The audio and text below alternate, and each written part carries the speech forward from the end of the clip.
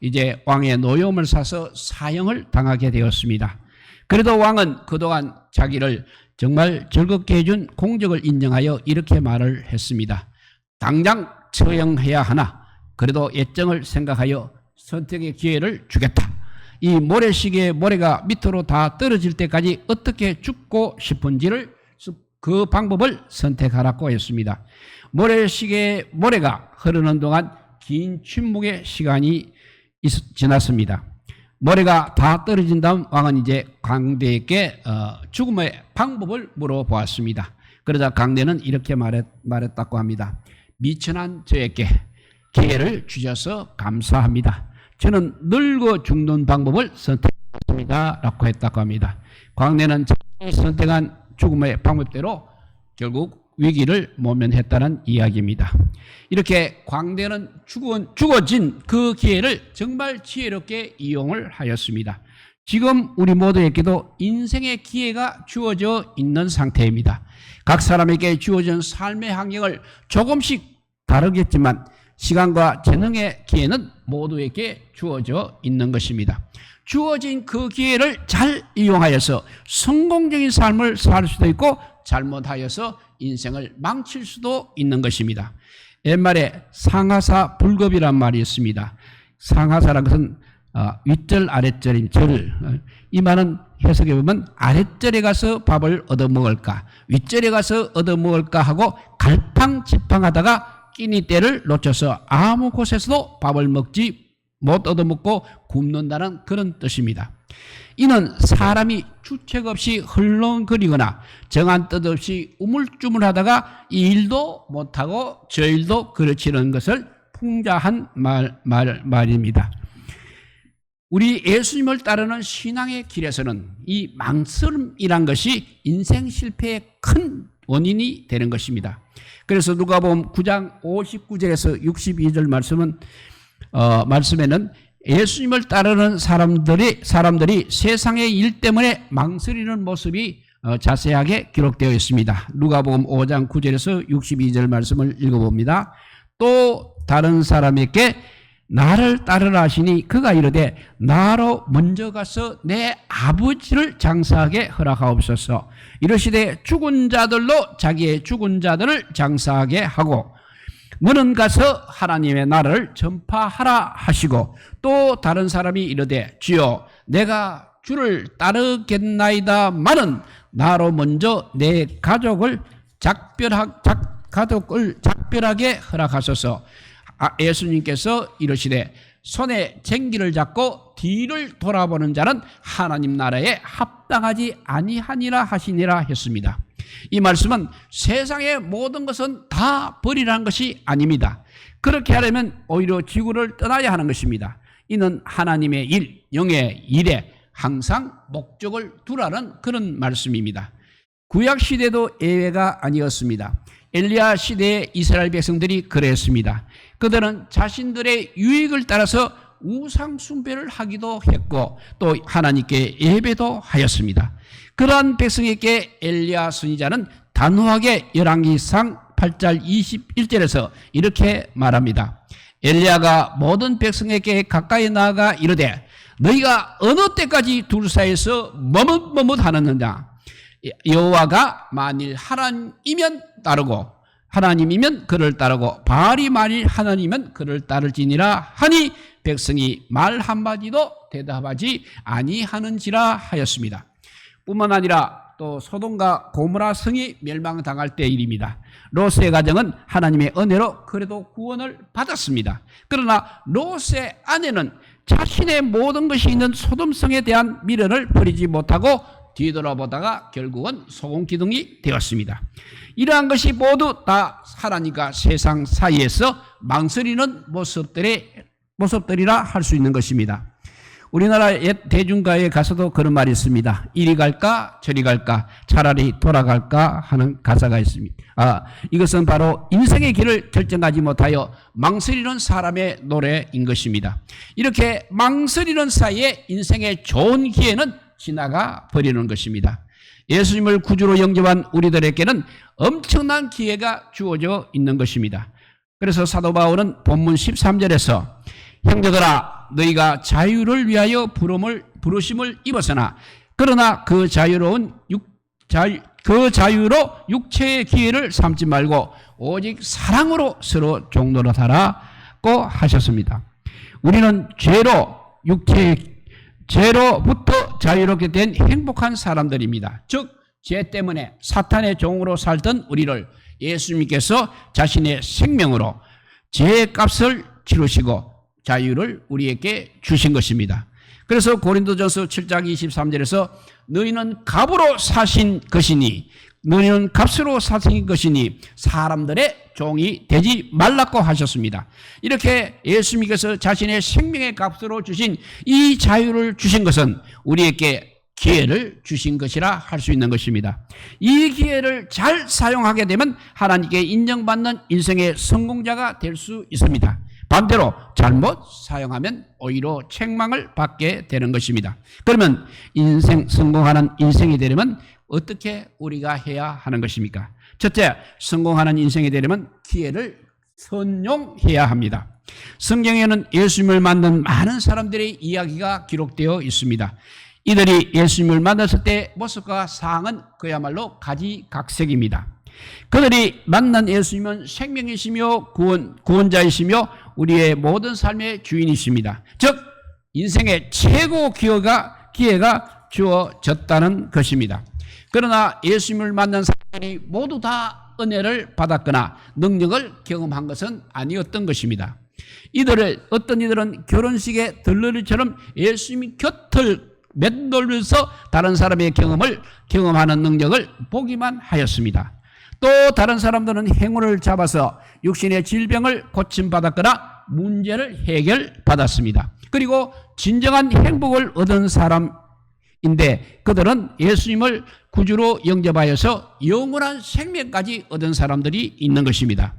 들러리 가운데는 당시의 종교 지도자들인 제사장 무리들과 바리새인들, 서기관과 율법사들, 다수의 유대인들이 있습니다. 이들은 예수님을 직접 만나기는 하였지만 불신과 교만과 자기 이익만을 추구하다가 아무것도 얻지 못하였습니다. 또 육체의 질병을 치료받거나 문제를 해결받은 사람 가운데는 문둥병자 9명을 비롯하여서 많은 이적을 체험한 사람들이 있습니다. 이들은 주어진 기회에 정말 육신적인 것은 얻었지만 더 귀중한 영원한 생명은 얻지 못하였습니다. 영원한 생명을 얻은 사람 중에는 감사하기 위하여 돌아온 사마리아인 문둥병자가 있습니다. 그리고 스로보네게 여인과 하인의 병을 위하여 강관 가버나움에 백부장이 있으며 특별히 삭개오가 있었습니다. 그러면 그 중에서 대표적으로 삭개오를 한번 보도록 하겠습니다. 삭개오는 주어진 기회를 잘 선정하여 그야말로 인생이 완전히 바뀐 사람이 되었습니다. 그는 예수님의 소문을 들어서 어느 정도는 알고는 있었습니다. 그런데 예수님이 자신이 사는 마을을 지나가신다는 소식을 들었습니다. 그래서 그는 얼굴이라도 보고 싶은 마음에 달려갔지만 자신에게는 기회가 주어지지 않을 것 같았습니다. 난장인 자신이 빽빽한 숲처럼 가리고 서 있는 무리들을 뚫고 나갈 수가 없었던 것입니다. 자신을 비관하거나 포기할 수는 있었지만 그에게는 만나고 싶은 열망이 너무나 컸습니다. 그래서 삭개오는 무리를 피하여 저만큼 앞서가서 가로수인 뽕나무를 타고 올라갔습니다. 자신의 신분도 자신의 체면도 모두 벗어버린 것입니다. 그런데 얼마 후 기적 같은 일이 일어났습니다. 예수님이 걸어오시다가 자신이 있는 나무 아래에 멈추어 서셨습니다. 자신을 보면서 또 삭개오야 내려오라. 내가 오늘 너의 집에 머물러야 하겠다고 말씀하신 것입니다. 이렇게 기회는 찾아오는 자에게 발견이 됩니다. 도전하는 자에게 잡히게 되어 있습니다.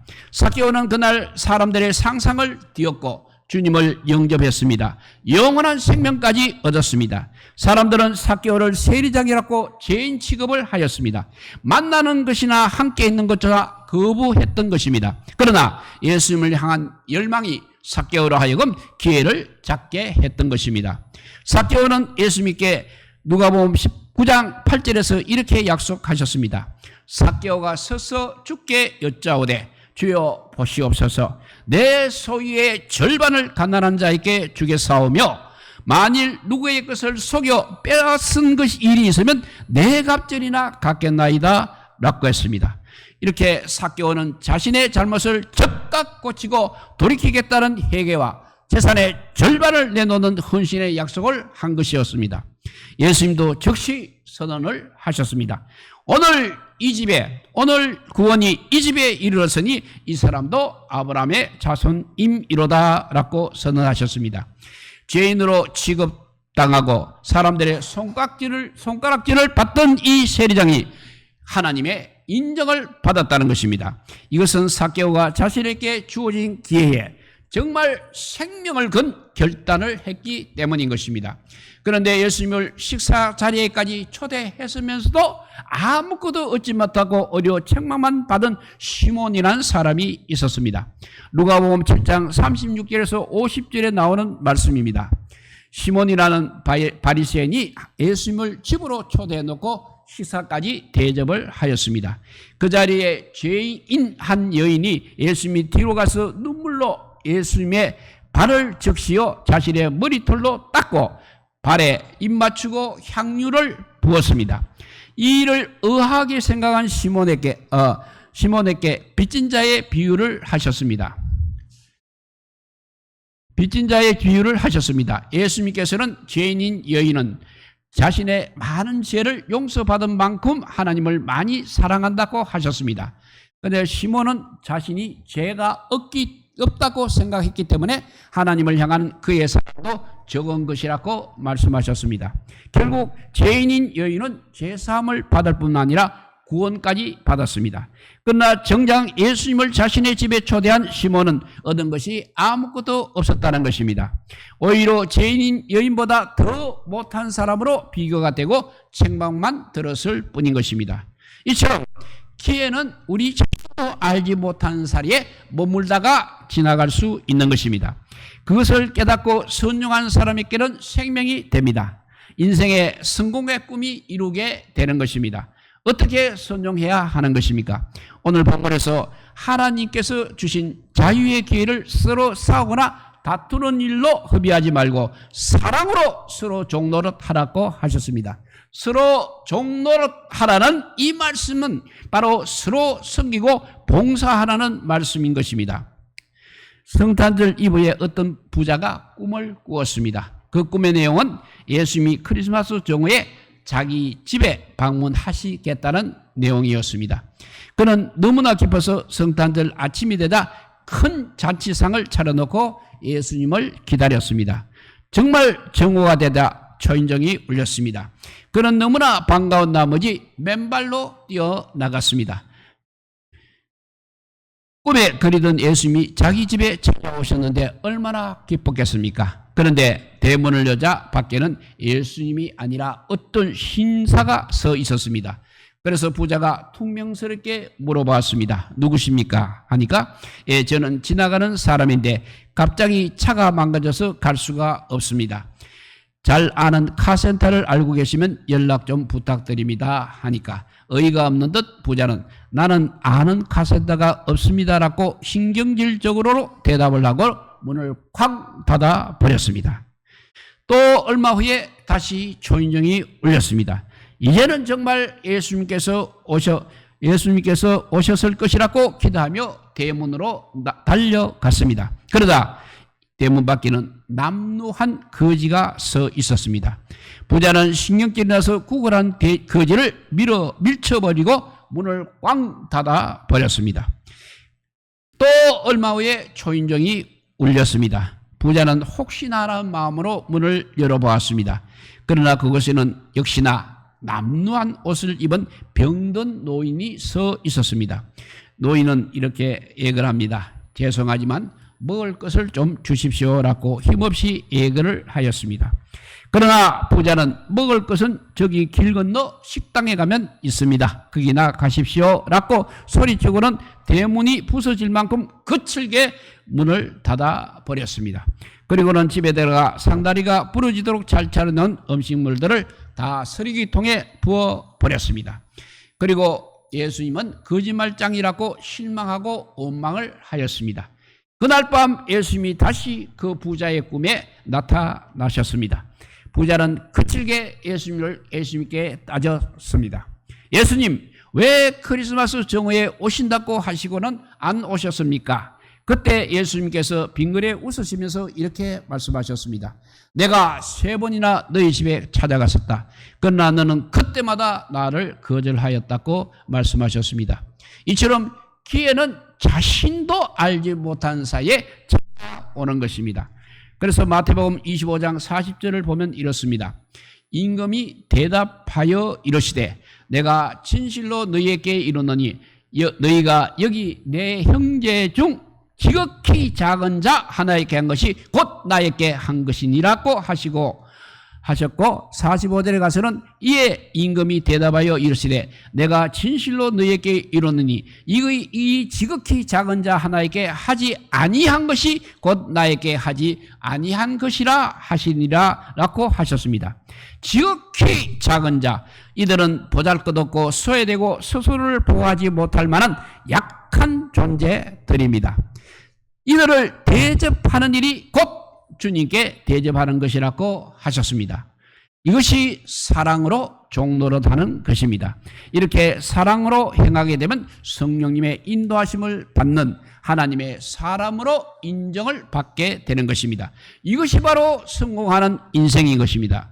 세상 사람들에게 인정받는 것은 잠깐뿐인 것입니다. 그러나 하나님께 인정을 받게 되면 영원한 생명과 영원한 행복을 보장받게 되는 것입니다. 이제 말씀을 정리합니다. 우리가 언젠가 반드시 우리는 주님 앞에 서게 될 날을 생각해야 합니다.